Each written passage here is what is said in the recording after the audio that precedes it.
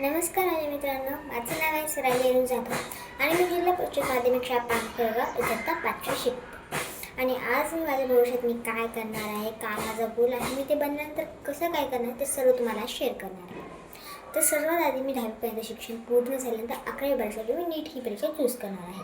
नीट परीक्षा चूज केल्यानंतर मी brain doctor बनणार आणि ब्रेन डॉक्टर बनल्यानंतर मला स्वतःच्या पैशाने खूप मोठा आणि सुंदर असा दवाखाना मी खोलणार आहे आणि त्यामध्ये सर्व प्रकारच्या सुविधा मी ठेवणार आहे आणि खूप स्वच्छ असा माझा दवाखाना पाहिजे आहे.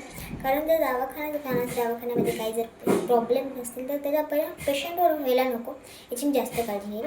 आणि माझ्या हाताखाली खूप सारे डॉक्टर्स आहेत ते मी ठेवणार आहे आणि माझा दवाखाना 24 तास उघडा ठेवणार आहे. कारण एखाद्या पेशंटला जर अर्जंट सर्जरी करायचं काम पडलं असेल, दवाखाना बंद असल्यामुळे सर्जरी जर लेट झाली असं काही नको आहे आपल्याला, म्हणून मी 24 तास माझा दवाखाना उघडा ठेवणार आहे.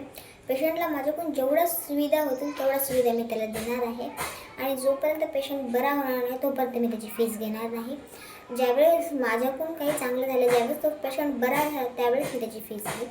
आणि जर खूपच गरीब असेल तो पेशंट, जर त्याच्या माझे पैसे भरणं होत नसले, माझी फीस नसेल तर मी त्याच्या आधार कार्डवरून हे सर्जरी किंवा त्याचं जे इलाज आहे ते मी करत असेल.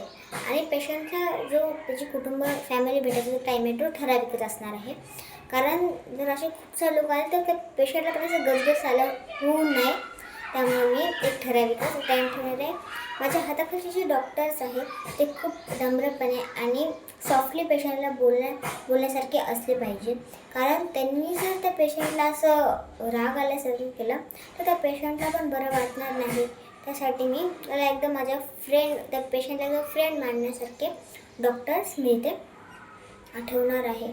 दवाखाना मी एवढा सुंदर आणि स्वच्छ बांधणार की त्याच्यामुळे पेशंटला परिणाम होऊ नये याची मी खूप जास्तीत जास्त जेवढी माझ्याकडून काळजी घेईल तेवढी मी काळजी घेणार आहे. आणि प्रत्येक पेशंटला मी स्वतः जाऊन तपासणार आहे की मी असं करणार नाही की माझा जो डॉक्टर आहे त्याला जाऊन पाठवायचं की बघ जे करायचं तर मी फक्त बसणार, असं बिलकुल नाही आहे.